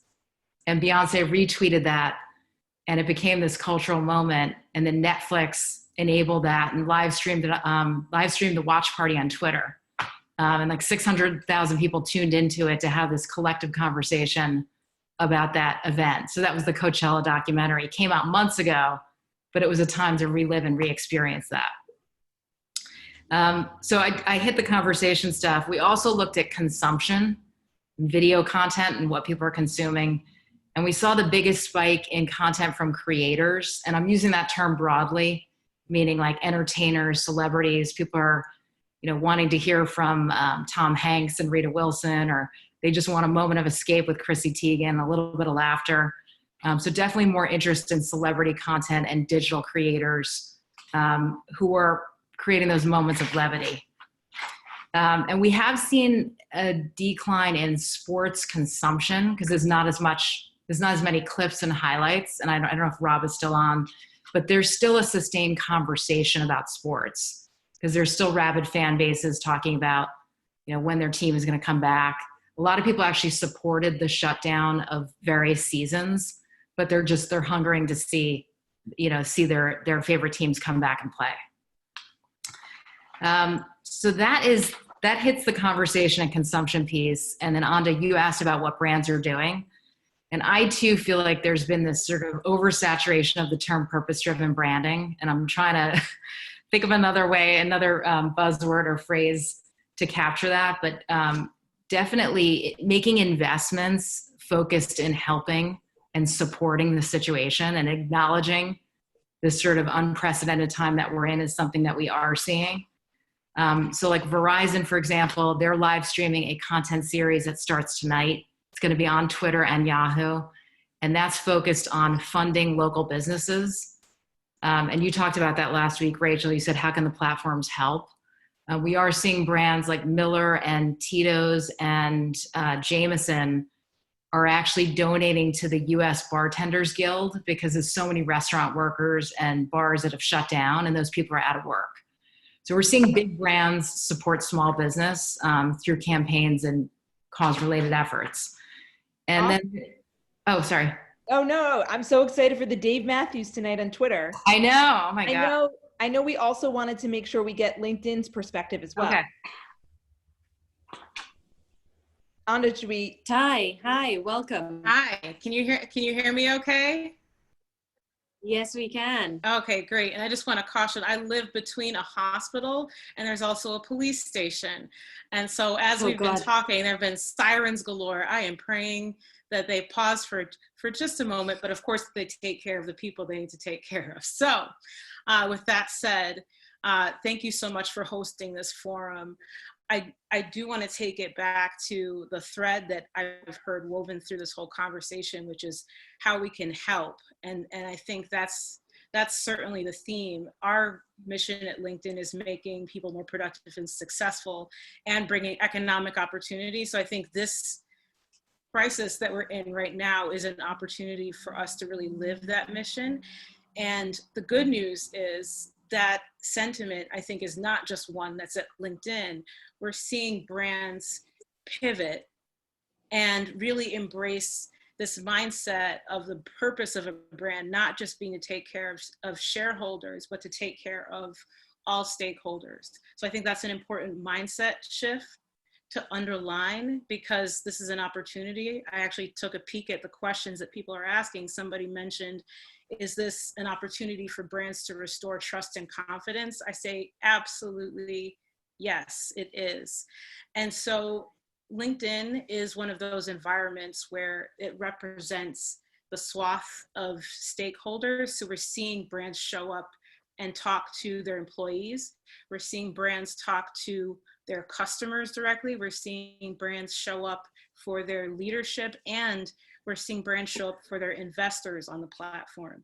So I think there's a really, really great opportunity there. I'll quote Maya Angelou. She says that people don't forget what you did, but they don't forget how you make them feel, right? And so I think this is an opportunity for brands to show up in all of those different ways.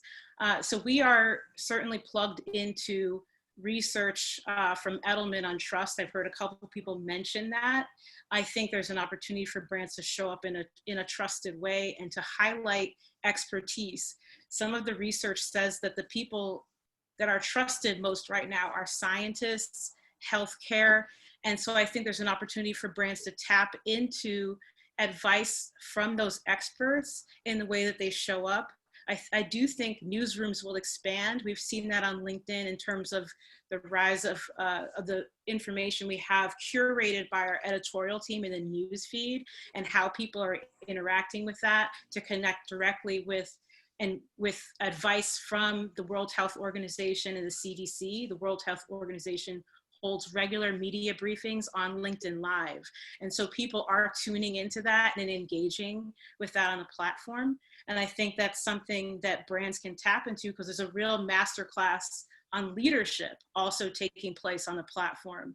Another statistic says that CEOs and brands are expected to act. People are expecting to hear from leaders. And so we're actually seeing more and more CEOs sharing messages about how they plan to support, how they're taking care of their employees, because their employees expect to hear from them and get that guidance during this time. If you're looking for a few examples, certainly Arne Sorensen's post, Marriott International president and CEO, is a masterclass in leadership that he posted on LinkedIn. Microsoft CEO Satya Nadella posted a long-form blog post repurposing an email he had shared with employees, making that public to the world to understand what Microsoft's doing. Jeffrey, I'm sorry if I'm stealing, if I'm stealing your thunder there, my friend, but I thought it was just such an amazing example. And then we're also seeing brands show up and express what it is they're doing, from 3M producing masks, LVMH switching to producing hand sanitizer, Tata Consulting, Alibaba. So this is certainly a global pivot for brands showing up. And I think it's a place where you can talk to all of the stakeholders, and there's a real opportunity there to show up and knowing that we're going to make it through this, to show up as a brand that's competent, that's operating through this, that's saying we're still open, we're here, we're ready for business. And we recognize this is an unprecedented time and we're here to support.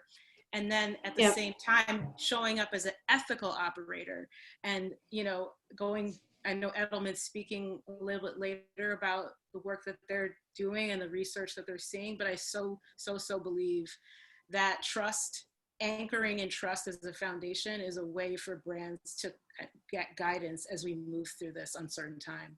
One of the things that came through in the conversation last week was this idea of never let a crisis go to waste, which was an interesting way to phrase it, but I think it really taps into the opportunity that leaders have and brands have equally to really kind of build on that trust and try to connect with consumers in a much more empathetic way. Jess, Absolutely. Moving on to you, it's a good segue. Satya is obviously one of the leaders who's inspiring the rest of us to put out a message of hope and positivity out in the world. Microsoft as a company, can you hear me? I don't know if it stopped. Microsoft, because of all of its different divisions and investments, I think is seeing an increase in demand, and I'm assuming the video gaming piece of the business is becoming very popular at the moment. Would love to hear from you. How are you guys thinking about this as a master brand, but all the different brands inside of Microsoft and the role that they're playing during this crisis? Yeah, well, first, thanks for hosting this and for everyone who's, still watching, because I know that we're probably all multitasking in our new normal. I think the interesting thing is we may come out of this measuring companies a little bit differently. I think you can't come out of a situation like this and then just go back to normal. I mean, you don't learn anything that way. There's no growth mindset that way. And what this could mean is, maybe we measure companies by how much they take care of their employees. So, maybe there's possibilities of paying people for sick leave, which we don't necessarily have in the United States. paying part-time workers who might not be able to put in time because of closures. That's a case that we're going through right now with Microsoft stores. So I think those are a lot of things that will, come onto the agenda. I think what's interesting is when Satya became CEO, he always recommends books for the company to read, and he had recommended Thomas Piketty's, Capital in the 21st Century. I think that book is more relevant now than ever because it really talks about inequality, and we're starting to see that a little bit more in some places. And I think those are things that companies may have to address if the government doesn't do that. I mean, I know for a fact my kids are at home, I'm homeschooling them. There is no way to do online education with their school district. Yet we live in King County, which is one of the wealthier places in the United States. So I think, those are things too, where companies might say, like, how do we actually future-proof for possible things that might happen, down the line. I think the shock to our industry is, most people have looked at trend forecasters as like, yeah, I don't really want to pay for that. That's just a bunch of BS. I don't need that. I think those people are those people are like gold now. Compared to some of the other positions we have, because everything should be anticipatory. We should always anticipate, where are we going next rather than the reactive state that I think we've caught ourselves up in. That makes sense. Thank you so much, Jeff. As you guys think about coming out of the crisis as a company, are you guys thinking about remote working as something that's more permanent and is going to stick around? I know that a lot of us smaller tech companies are thinking about it a lot more seriously now that we've seen the actual uptake in productivity since we've all gone remote. I think there's something to be said about how we work. I mean, I think remote working, there's been a question the last couple of years, especially here on the West Coast, because the cost of living was, I'll speak to everyone who lives out here. It's, it's exorbitant and it was not sustainable. And a lot of people were asking, hey, could I work remote so that I could live somewhere where I could actually afford, a home? I think we've opened those doors up now. I think it's very difficult for someone to say, well, I need you here in the office after all of this, especially if this goes on for many more months. And we also have to remember too, I mean, I'm not an epidemiologist, but even if things are opened up again, they may say we need people to continue to work from home so you still practice social distancing. I don't think that's something that a lot of companies have really been forefront about moving forward. They think that like there's this timeline that, maybe in August we'll all be able to go back to work. I think we have to plan for this to be much longer, where, it's possible that they say, hey, we want kids to go to school again, but as a result, we need people working from home so that we can practice social distancing. These are things that are not really coming out and being talked about. I really hope more business leaders do talk about them and say, look, how do we actually prepare for this? What is the technology that we're going to use? And again, it's going to be a hodgepodge of things. I think that conversation should be happening now, though, rather than like, hey, how do we get through this for the next couple of weeks? Especially with the information changing day to day. And now that the United States has the most cases and has passed China while we were on this call. Yeah. Thank you so much, Jeff. Appreciate that. Dina, you are the EVP and editorial director of Edelman. You've heard the name Edelman being mentioned a few times on the Zoom chat. I think you guys have really become a true barometer for the trust that brands have, which I think now more than ever matters. Tell us, what do you see from the perspective of Edelman? I'm sure you're advising and counseling many customers at the moment. What are the changes and how are you advising them to plan or replan in this age of crisis and COVID? And by the way, your microphone's muted. Can everybody hear me? Yes, now we're good. I am not outside. Everybody asks that. I actually have a 1910 Victorian. This is the old sleeping porch. So that is now my office. But it looks like I'm outside. First of all, thanks for everybody who has mentioned Edelman and our trust barometer. I used to think it was total BS when I first got to Edelman, to be honest. I'm a journalist, so by training, so was very skeptical. but have grown to love it as much as some people on this call. I think that in terms of what we're hearing, I think that one thing that Richard Edelman, and we're having a weekly call globally about this with Dr. Navarro, who is the top World Health Organization expert as a company, is the role of employers in the trust. We've had a lot of brands on here that are very consumer. I'm based in the DC office. I lead the branded content team. I build and operate multi-channel newsrooms for companies. A lot of my clients are in the essential services space. So we are really struggling with dealing with employee reactions for companies that cannot work remotely. I'm talking about people that make our fuels, that make our petrochemicals, that deliver all of the packages that we're all relying on.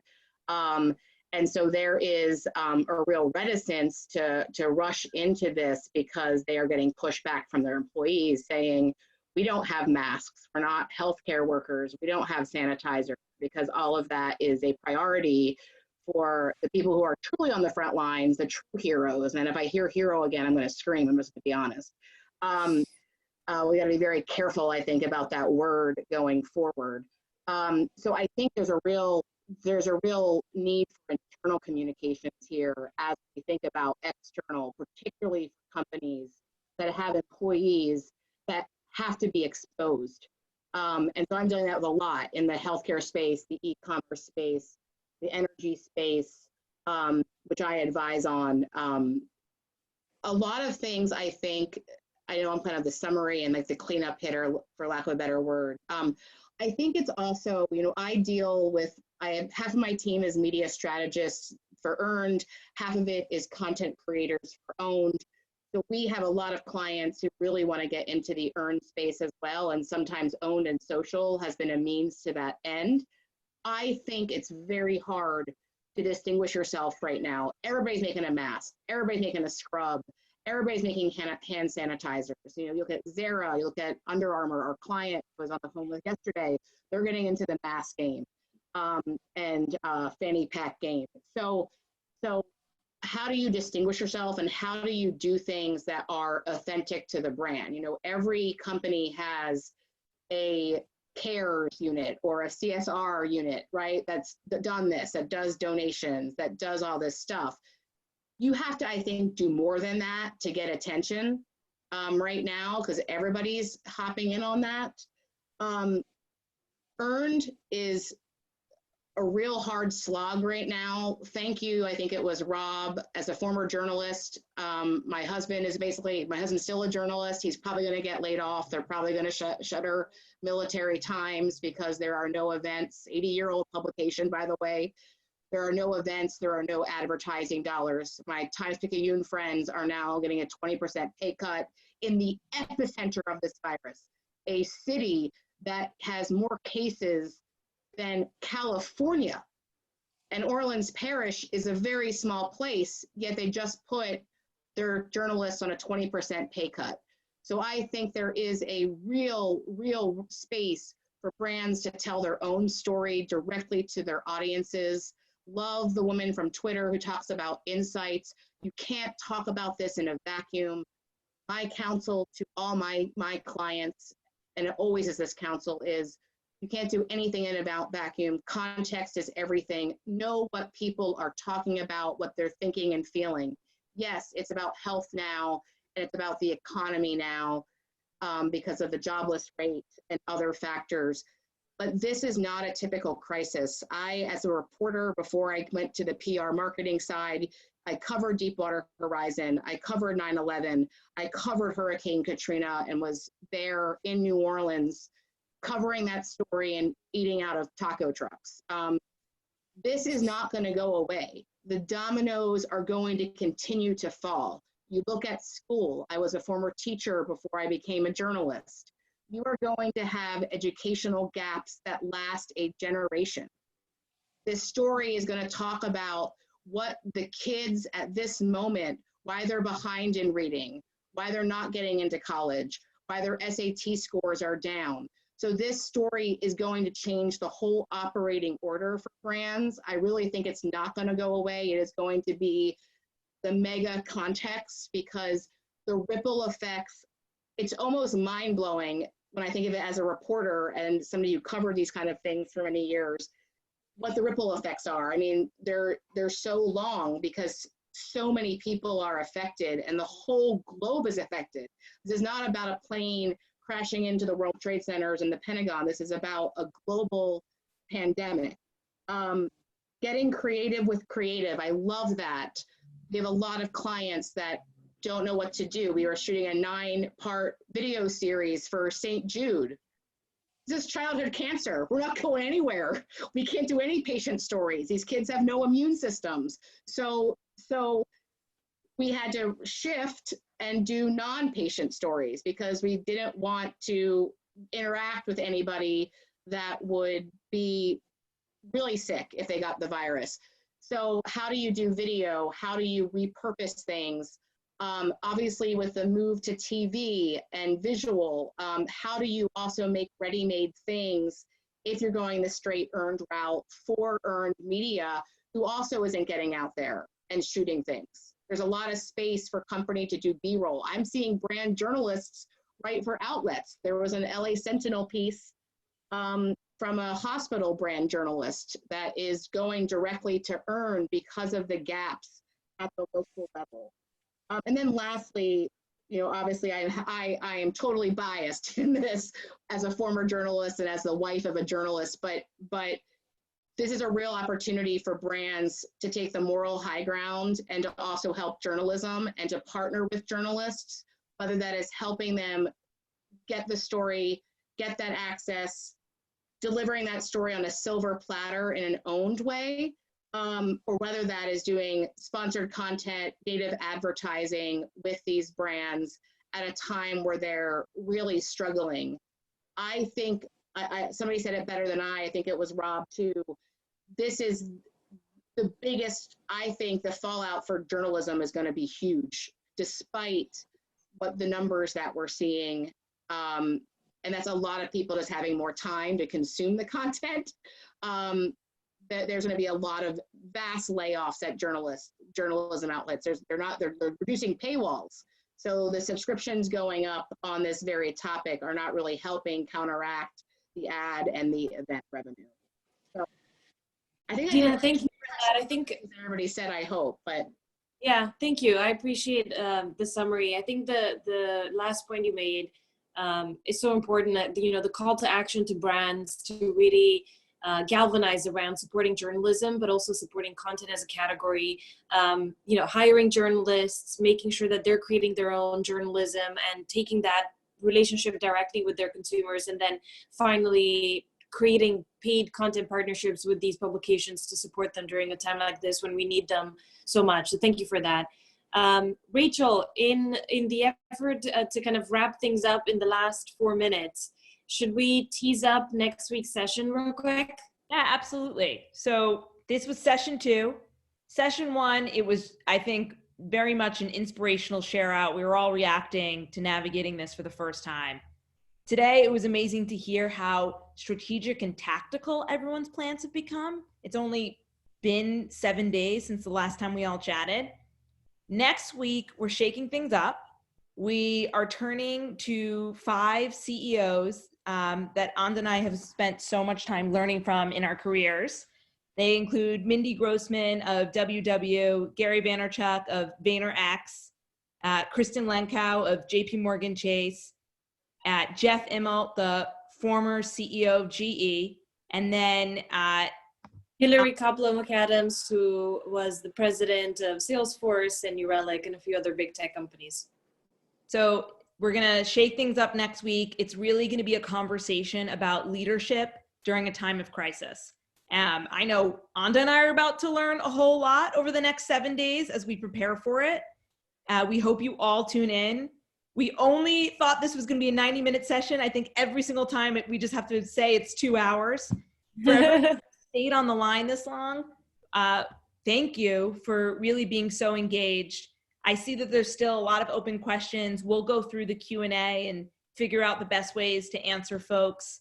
And the Knotch team will be following up via email over the next few days on all the things that we learned.